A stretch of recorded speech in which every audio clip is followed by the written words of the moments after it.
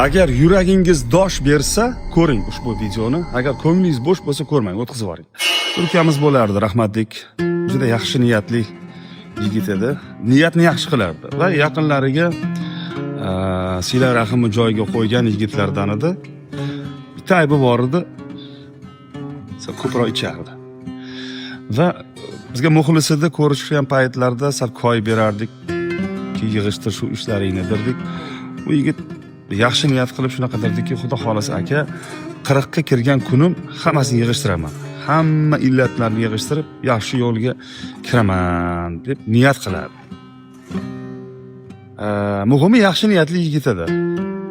Lekin yaxshi niyatni o'z bilan ish bitmas ekanda, rahmatlik 40 yoshga kirishiga bir kun qolganda avtohalokatga uchrab bu yorug' olamni tark etdi. Eng achinarlisi kayfda ketdi.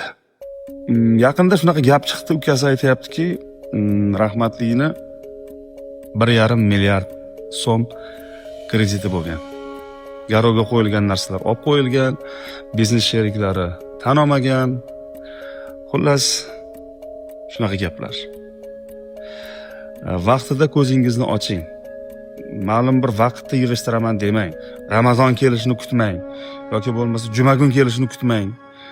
Yoki bo'lmasa 40 ga kirishingizni, 60 ga kirishingizni kutmang. Hozir shu videoni ko'ryapsiz. Videoni kimlargadir yuboring va yig'ishtiring o'sha illatni.